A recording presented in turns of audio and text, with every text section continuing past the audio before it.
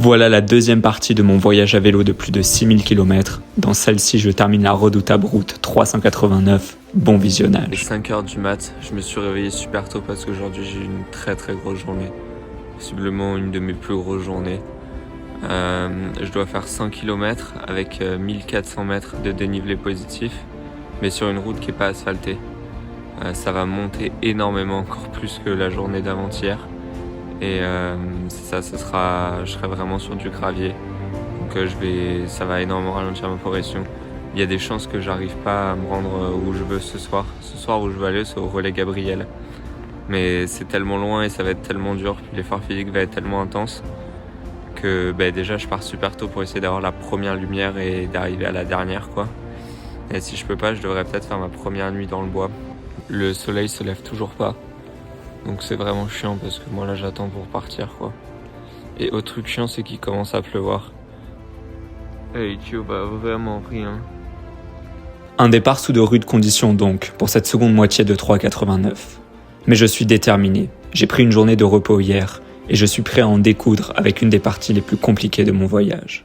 On me demande souvent comment je fais pour continuer quand je n'ai plus envie. Et à la vérité, à un certain moment, je ne suis plus motivé, mais discipliné. C'est la rigueur qui me fait avancer. Je m'abrite un peu de la pluie au niveau de Manix 5, mais j'ai vraiment super froid, surtout aux doigts, fait que je vais essayer de mettre mes gros moufles. Parce que là, avec l'eau, je suis en train de geler là.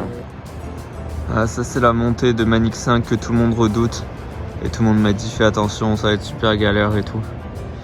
C'est 2 km qu'on en finisse là. C'est vrai que le barrage est quand même assez grand. Bon les gens m'ont pas menti, hein. C'est vrai que c'est dur à la montée.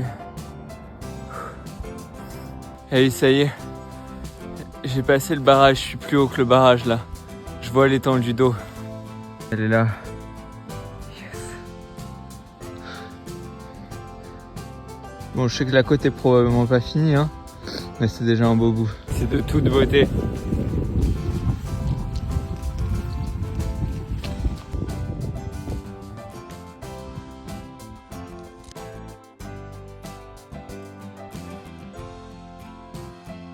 Et voilà les gars, c'est là que la partie non asphaltée commence. C'est là que le défi commence du coup. Partie non asphaltée, j'en ai pour 100 km à peu près. C'est toute ma journée d'aujourd'hui. Ça va être long, très long. Mais allez, faut y aller. Hey les gars, Fermont est à 345 km. Fait que là ce que je vais faire, c'est que je vais dégonfler un peu mes pneus. Ça va me donner plus d'adhérence.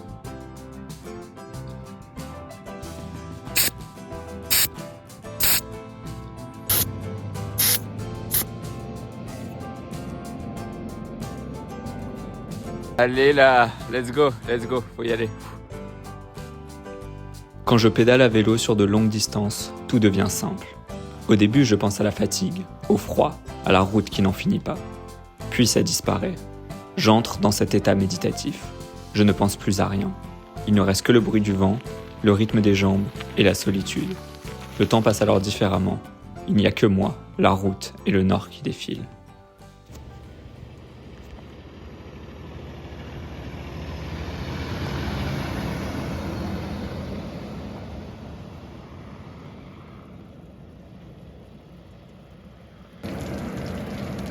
Regardez-moi ça, comment il galère.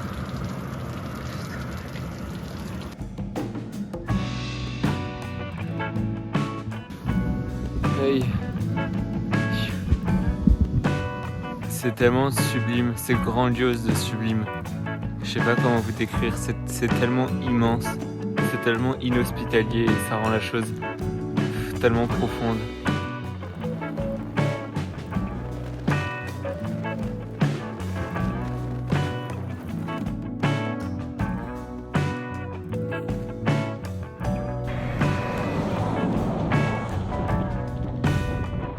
J'avance doucement mais sûrement. Là j'ai dû faire 20 km.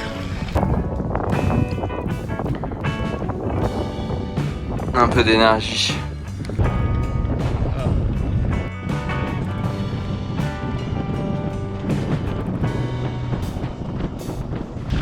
Là j'avance bien. J'avance très bien même. Je fais 60 km sur les 100 que je dois faire. Fait que là comme d'hab, pour essayer de gagner du temps, et m'arrêter le moins possible. Je mange en poussant mon vélo dans les montées. Et il y a du vent. Puis ça me permet aussi de me reposer parce que ma selle elle me fait toujours mal au cul. Du coup ça me permet de donner un peu de repos à mes fesses. Et heureusement que je l'ai vu et que j'ai été la ramasser, ma selle était tombée. Putain, avoir un bâton pour tenir son vélo ça change tout quand même. Là j'en chie sa race. Ah, j'en chie sa race, bordel.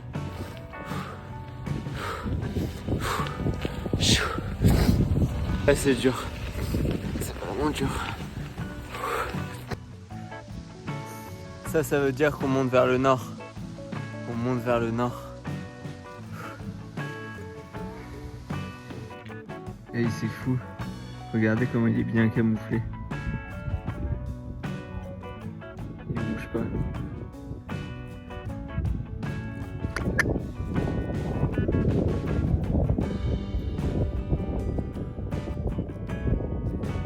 Là il est 13h30 et il me reste plus qu'une trentaine de kilomètres.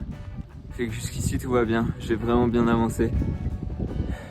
Si vous saviez, j'ai tellement la niaque, j'ai tellement soif de réussite, j'ai tellement envie de succès, d'arriver, de terminer cette 3,89, de terminer tout ce périple.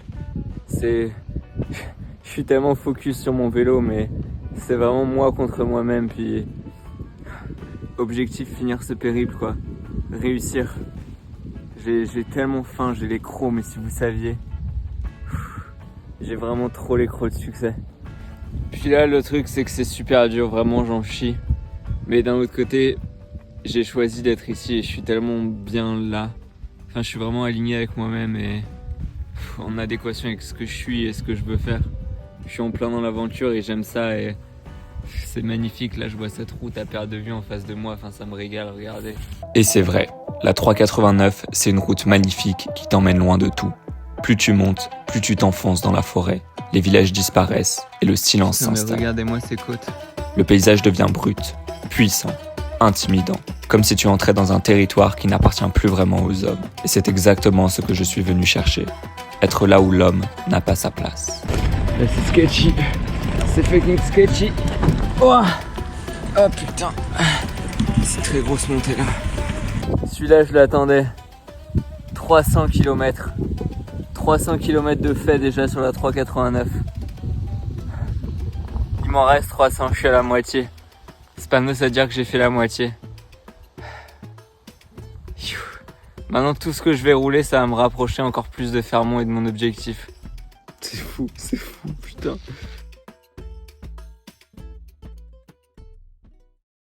Et voilà les gars, à partir d'ici on reprend la route asphaltée. Tu peux pas comprendre la grandeur de la forêt boréale tant que t'y as pas mis les pieds. Et de la voir sur une carte, c'est une chose, c'est très grand. De la survoler en drone, c'en est une autre, c'est énorme. Mais de la parcourir, jour après jour, à la force de tes jambes, ça, c'est encore autre chose.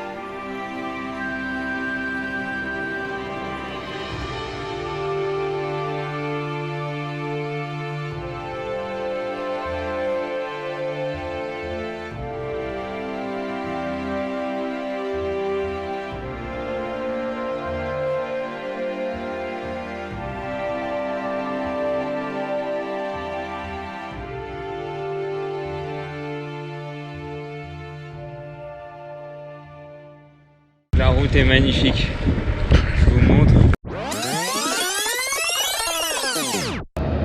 J'y suis les gars, on est au relais Gabriel.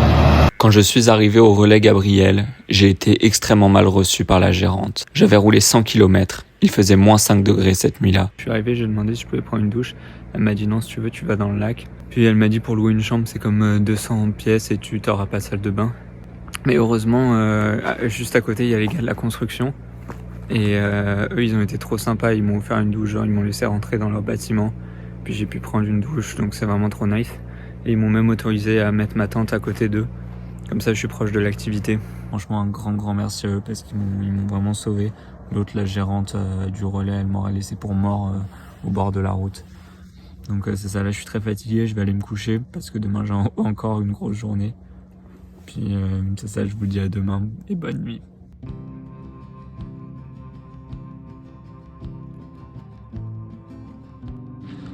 Et toutes mes affaires ont gelé. Il y a tout qui est gelé. Mais rien n'a bougé, aucun animal n'est venu. Je viens de me réveiller. Il est 6h45. Puis tout est gelé. Regardez. Ça c'est mon pantalon.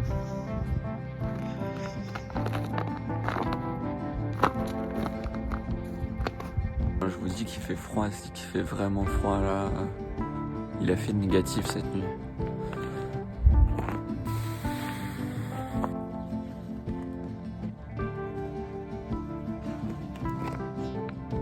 Bon bah du coup là je suis dans ma tente, puis je vais ranger toutes mes affaires, même si j'ai pas du tout envie de le faire parce qu'il fait super froid, puis j'ai juste envie de rester dans mon sac de couchage. Mais y a pas le choix, faut se mettre en mouvement, faut avancer. Terminer cette 3,89. Du coup vu que mon pantalon il est mouillé, je peux pas le remettre. Puis il y a plusieurs de mes affaires d'hier qui sont mouillées aussi. Parce que j'ai tellement transpiré en fait dans mon pantalon que y a de l'eau et l'eau ici ça sèche pas donc ça gèle. Donc là heureusement j'avais d'autres vêtements propres, donc là je me mets un thermique puis je vais mettre mon cuissard et ce sera ça que je vais avoir aujourd'hui.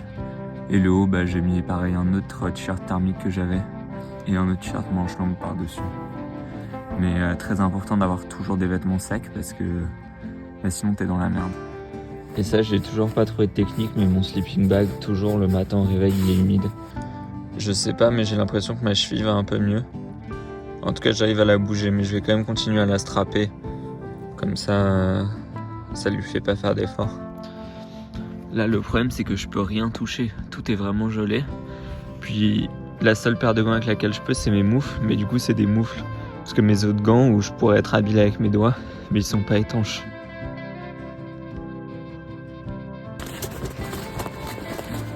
J'avais mon huile d'olive là, mais elle a gelé. Que je crois qu'elle va me servir à rien en fait, je vais juste la donner parce que je pourrais même pas l'utiliser. Là il est 9h, il a fait moins 5 degrés cette nuit. J'avais super froid aux mains dès que je faisais un truc, tout était gelé quoi. Parce qu'il faisait vraiment froid. Et là je suis en route, aujourd'hui j'ai une petite journée, j'ai 40 km à faire. Donc ça va être cool, mais c'est dur là, j'ai beaucoup moins d'énergie que les premiers jours. J'ai beaucoup moins d'énergie. Mais il va falloir faire le travail pareil. Donc là je me réchauffe, là ça fait 10-15 minutes que je roule. Puis je commence à me réchauffer, mais on continue, faut pas que je perde la cadence. En face de moi, c'est les monts Grou. Et c'est les plus hauts sommets de la côte nord.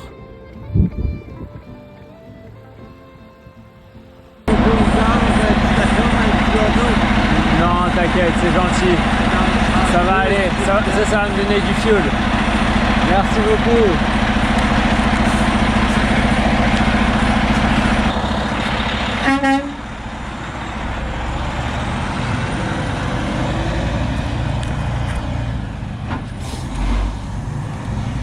Il était vraiment trop sympa. Il m'a dit qu'il a regardé mes vidéos puis il m'a offert un Red Bull. Je suis trop refait. Il me proposait des gâteaux et tout. Bon du coup au moins je vais toujours pousser dans les montées, mais avec un energy drink.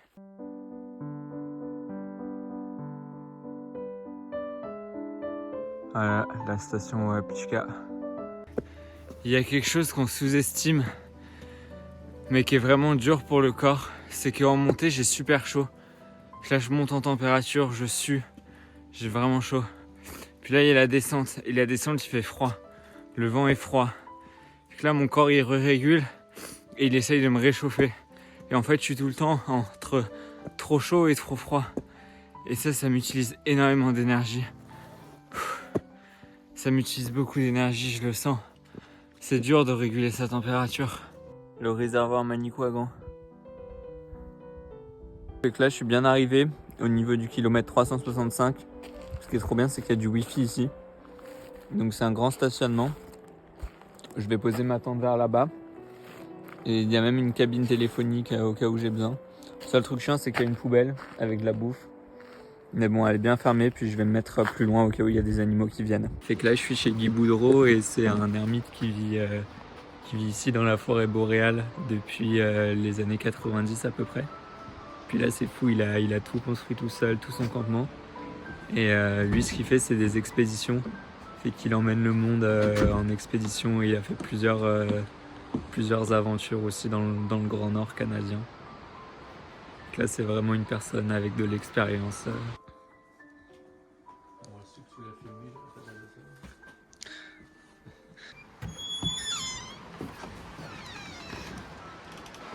Et regardez comment c'est cool. Puis là, il a comme tout construit lui-même.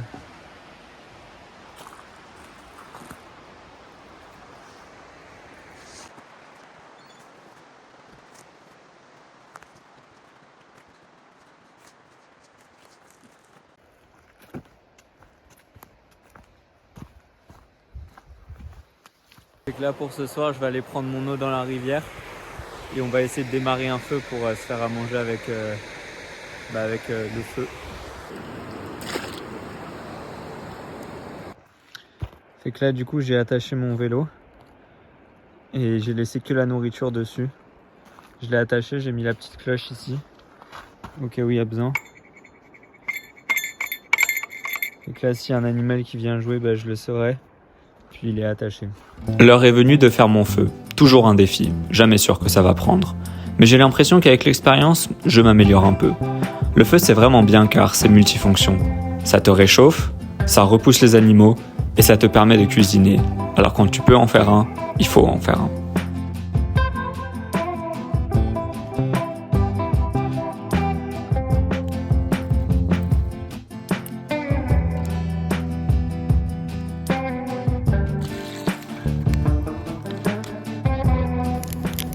Fait que là j'ai essayé quelque chose, c'est déjà de mettre la grosse bûche. On va voir si ça marche. Et mon repas est chaud aussi, il est prêt. Je vais pouvoir manger. Voilà, j'ai réussi à faire mon feu. Je suis content. J'ai mon feu qui est en train de brûler. Puis, moi là je vais aller me coucher, je vais rentrer dans ma tente. Et là il y a un truc très chiant, c'est que j'ai perdu mon chargeur d'iPhone. Fait que je peux plus recharger mon iPhone, donc je vais bientôt perdre mon téléphone. Là j'ai plus que 11%.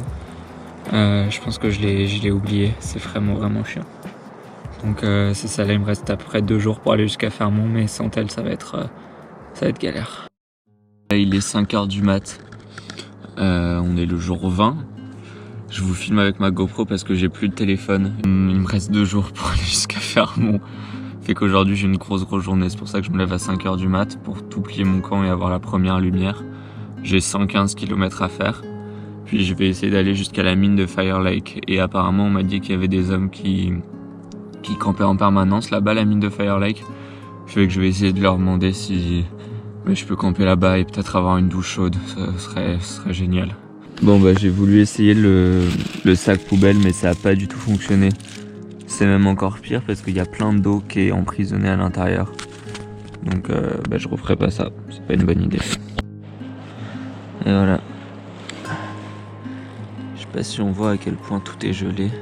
Nuit, ce que j'ai fait pour pas qu'on eau elle gèle, c'est que j'ai mis ma gourde dans ma moufle. Et ça a bien fonctionné parce qu'elle a pas gelé. Bon, là la question c'est de savoir si des animaux ont visité ma nourriture. Mais tout est là en place. Tout a l'air correct. Tout est gelé par contre.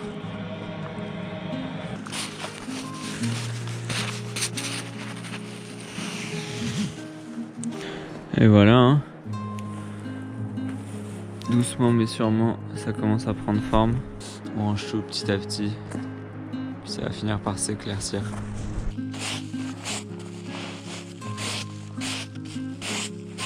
Et je sais pas quelle heure il est parce que j'ai plus de téléphone. Mais je sais que je vais avoir le droit au lever du soleil. Et c'est super beau, regardez.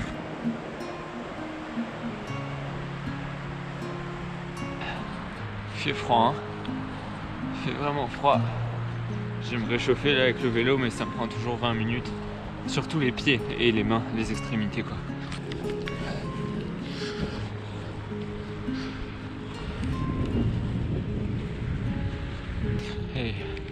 Regardez comment c'est beau quoi.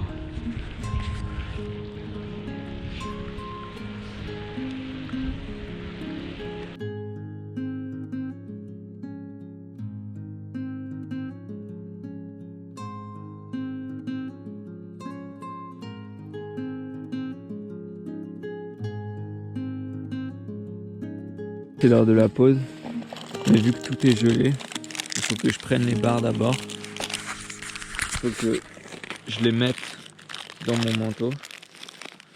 Puis dans 20 minutes, ça sera prêt. Fait que là, apparemment, on m'a dit que je m'en allais vers moins dénivelé. Et c'est vrai que ça se voit déjà derrière moi, on voit les monts Grou. Mais en fait, il y a déjà moins de relief. Mais bon, il y a quand même du dénivelé. Hein. A few moments later. Putain les gars, là c'est dur. C'est vraiment dur, j'en ai marre. Là c'est bon, j'aime plus le vélo. J'aime plus le vélo, je veux plus faire de vélo, j'en ai fait assez là. Il me reste encore plus de 90 km. J'ai plus de téléphone, fait que c'est hyper dur pour le moral parce que j'ai pas de musique. Et là je suis là au milieu de cette route, il n'y a plus personne qui passe, je croise plus personne, il y a juste un silence de mort. Je peux même pas voir où est-ce que je suis non plus, comment j'avance. Et j'ai l'impression que j'avance pas, on m'a dit que ce serait plus plat, mais c'est que des montées, des descentes, des montées, des descentes. C'est plus dur, genre vraiment plus dur. Oh, putain. Fait que là c'est le camp Gagnon. Le paysage a vraiment beaucoup changé là, ça y est on entre dans la taïga. On quitte la forêt boréale pour la taïga. Il y a beaucoup moins de relief, les arbres sont beaucoup plus bas. Donc là voilà, j'ai refait mon setup, j'ai installé le panneau solaire.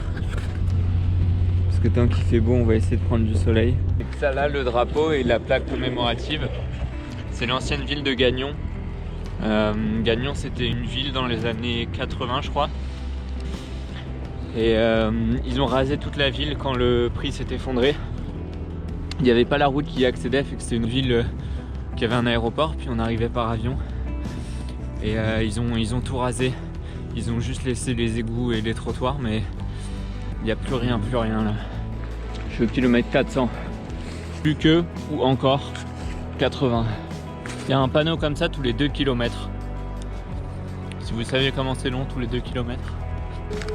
Fait que là je roule. La route est devenue agréable, elle est toute lisse. J'en suis au kilomètre 420 et qu'il me reste environ 60 km. Mais je sais pas quelle heure il est vu que j'ai pas de téléphone. Je regarde le soleil, je vois qu'il est à peu près... il est pas encore au zénith. Donc je sais qu'on est le matin. Mais il doit être entre 11h et midi quoi. Donc ça me stresse un peu parce que vu que je sais pas quelle heure il est, je veux vraiment me dépêcher et arriver avant la nuit. Plus jamais rouler la nuit. Surtout que là où je m'en vais c'est à une mine de Fire Lake. Mais il faut que je la trouve, je sais pas où est-ce qu'elle est. Puis j'ai pas de téléphone donc va vraiment falloir que je la trouve. À des kilomètres 420.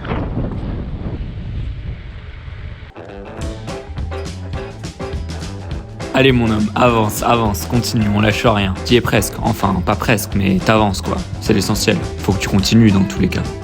Non mais regardez où je suis quoi. Une route à perte de vue. Je me sens chanceux parce qu'il y a probablement très peu de gens qui ont eu la chance de voir de pareils paysages. Je les ai mérités hein, mais qu'est-ce que c'est beau. Ça fait plaisir.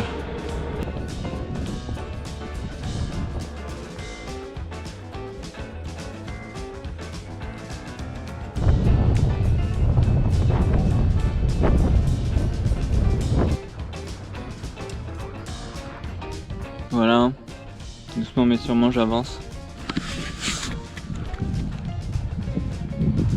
Là on dirait qu'il va tomber mais il tient.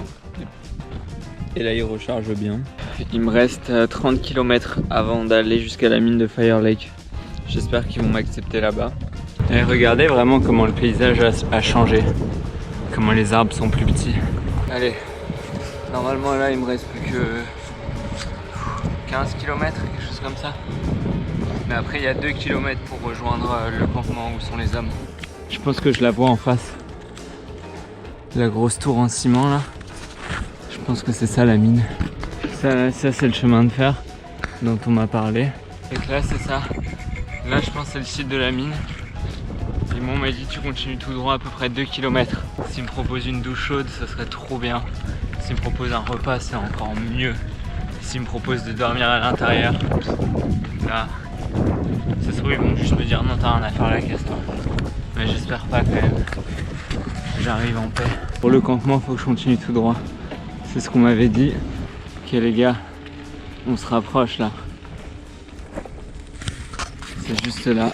Ok, là il faut qu'on fasse une petite pause pour que je vous raconte mon aventure de fou à la mine de Fire Lake. Ça faisait 6 jours. 6 jours que je me démenais sur cette 389. 6 jours de difficultés, de dénivelé impensable, de distance incommensurable, de climat rude, de forêts hostiles et inhospitalières. 6 jours de fatigue, sans téléphone sur la fin, pour finalement trouver cet Eldorado au beau milieu de nulle part. Je fus accueilli à bras ouverts et je ne saurais assez remercier tout le personnel qui m'a aidé. On m'a montré les lieux, servi un délicieux repas chaud, une douche chaude aussi. J'ai pu repartir avec du linge propre. Quel bonheur d'être propre dans des habits secs. En bref, c'est des batteries chargées que je m'élance pour ma dernière journée sur cette route de l'impossible. Ce soir peut-être, je serai à Fermont. Bon les filles, on est au jour 22. Je suis en train de quitter la mine de Fire Lake là.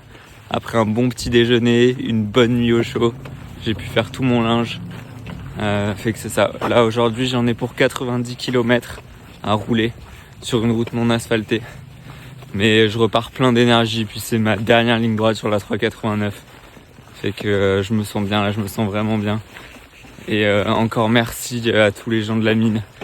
Ils ont été tous mais tellement accueillants et généreux avec moi. Les filles, regardez-moi ce panneau derrière moi. Fermont est plus qu'à 86 km. Dernière journée sur la 389. 86 km, j'ai jamais été aussi proche, bordel. Et voilà, là c'est plus goudronné. Bon, énormément de virages. Mais bon, c'est la dernière journée. Au bout de cette route là, il y a Fermont. Fermont les gars, 6 jours que je roule pour ça. C'est fou.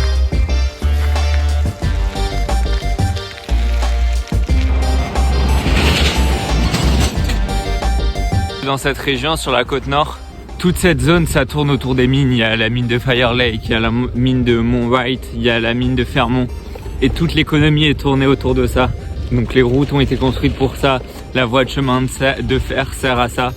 Et c'est des mines de fer, fait qu'ils extraient du fer de la roche. Et ici, tout le monde travaille pour la mine de près ou de loin en fait. Et aujourd'hui, il va falloir que je fasse très attention sur cette route parce qu'il va y avoir beaucoup de camions du coup. Beaucoup de poids lourds. C'est que là on voit bien la mine derrière. Ça c'est le wagon de train et ils sont en train de le charger là.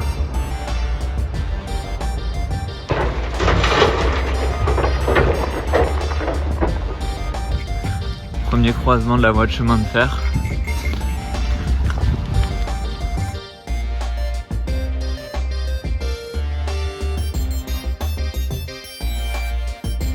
Hey, ça fait même pas 1 heure que je roule. Je pense que ça doit faire peut-être 40 minutes. J'ai déjà tellement faim.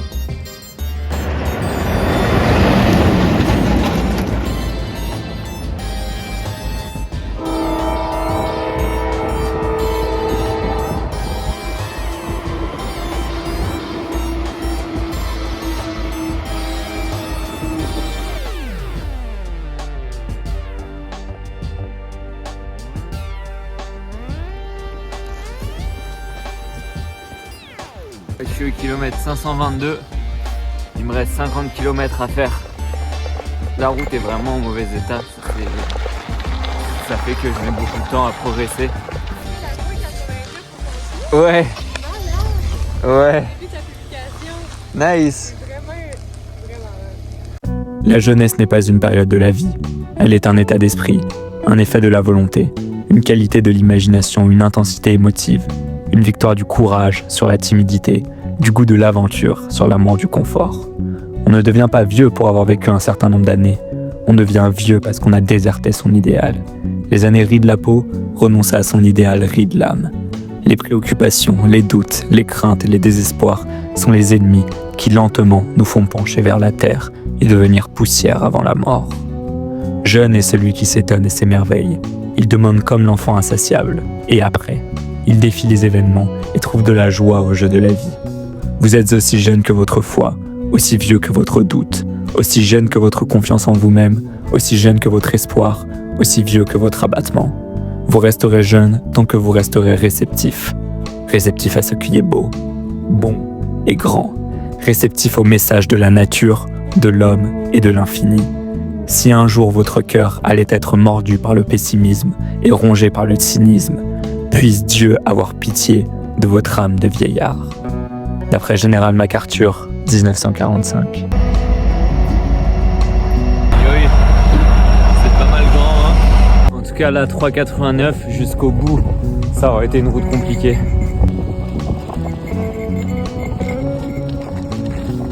Et voilà, je suis à la mine du Mont White. Je l'aurais fait.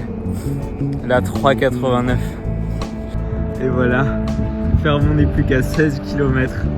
J'en aurais vu du pays, du beau pays. Franchement, ce pays est magnifique.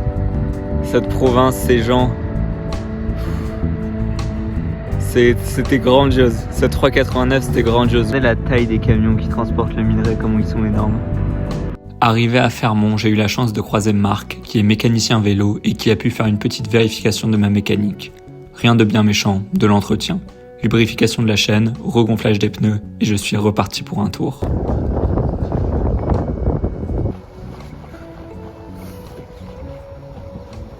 Les gars, c'est Fermont qu'on voit là-bas au loin. C'est Fermont, putain. Je suis arrivé à Fermont là. On a la station Esso de Fermont. Puis je suis arrivé pour le coucher de soleil. Derrière moi, c'est le mur. Et c'est fou. Regardez, c'est qui l'artiste là? Je crois que j'ai jamais été aussi content de retrouver un pote. Genre vraiment. Bienvenue à Fermont. Ah la folie. La folie, putain.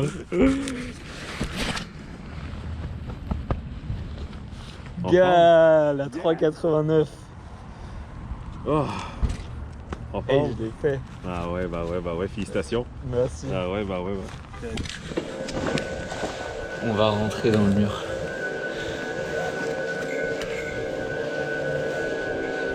Pas mal de skidoo, hein. Des skidoo, des quads, des motos. Et des pick-up. Ça y est, je suis rentré, là, je suis dans le mur de Fermont. C'est bien calme.